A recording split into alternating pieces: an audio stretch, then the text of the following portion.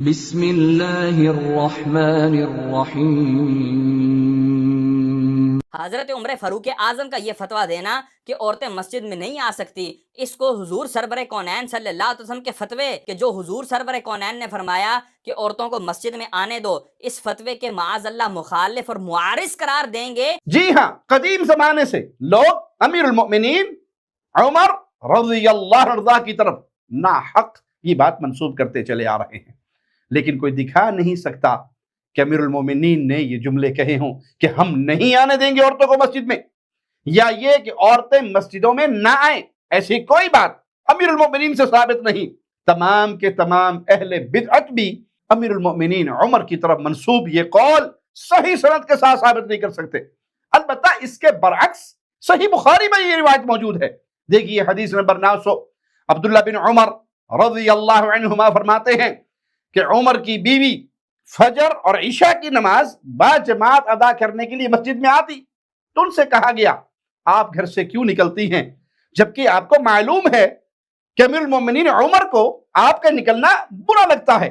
اور انہیں اس پر غیرت آتی ہے۔ تو ان کی زوجہ محترمہ نے کہا پھر انہیں یعنی عمر کو مجھے منع کر دینے سے کیا چیز روکتی ہے، وہ خود مجھے منع کیوں نہیں کرتے؟ تو انہیں جواب میں کہا گیا یمنعہ قول رسول اللہ صلی اللہ علیہ وسلم لا تمنعوا اماء اللہ مساجد اللہ۔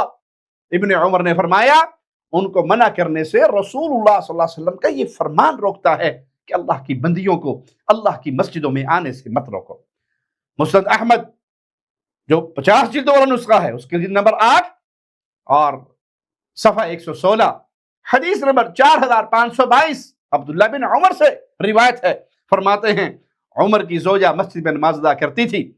عمر نے ان سے کہا آپ جانتی ہیں مجھے یہ پسند نہیں، تو زوجہ نے فرمایا اللہ کی قسم میں اس وقت تک باز نہیں آؤں گی جب تک آپ مجھے منع نہ فرما دے۔ ابن عمر فرماتے ہیں فتوعن عمر، جب امیر المؤمنین عمر زخمی ہوئے تو یہ زوجہ مسجد میں تھی۔ اس سے ثابت کیا ہوا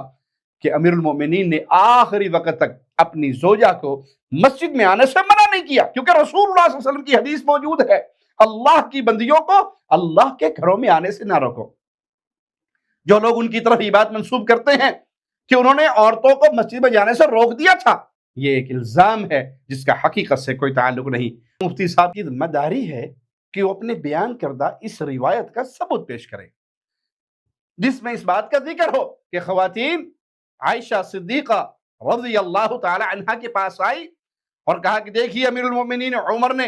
عورتوں کو مسجد میں آنے سے روک دیا۔ مفتی صاحب ایسی کوئی روایت پیش نہ کر سکیں اور ہرگز پیش نہیں کر سکیں گے کہ خواتین نے جا کر عائشہ رضی اللہ تعالی عنہا سے ہی عرض کی کہ دیکھیے عمر رضی اللہ عنہ وارضاہ نے ہمیں مسجد میں آنے سے روک دیا، تو بات واضح ہو جائے گی کہ یہ مفتی صاحب کے ذاتی خیالات ہیں، حقیقت سے اس کا کوئی تعلق نہیں، کیونکہ خود امیر المؤمنین عمر نے اپنی بیوی کو منع نہیں کیا، ان سے یہ بات ثابت ہی نہیں کہ وہ عورتوں کو مسجد میں آنے سے منع کرتے ہوں۔ تو جب یہ چیز ثابت نہیں تو عورتوں کا سیدہ کائنات کے پاس جا کر شکوہ بنتا ہی نہیں، جو چیز ثابت نہیں اس کے خلاف شکوہ کیسے ثابت ہوگا؟ حال بتا صحیح بخاری حدیث نمبر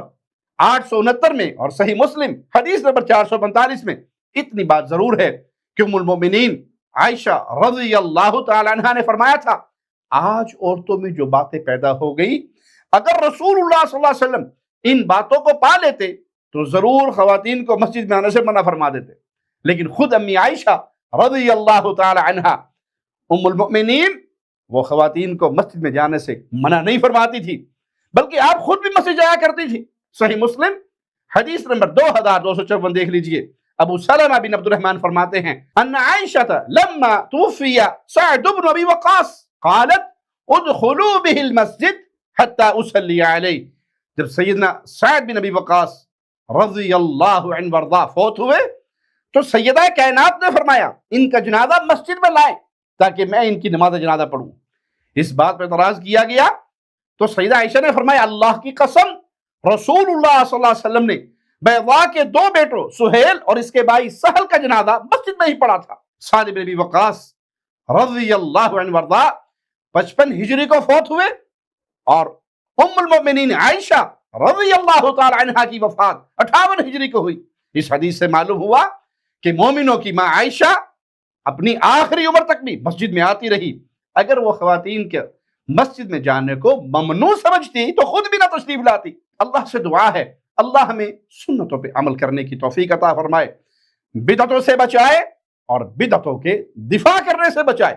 اہل بدعت اور اہل شرک سے برات کی توفیق عطا فرمائے. اقول قولی ھذا واستغفر اللہ لی ولکم ولسائر المسلمین.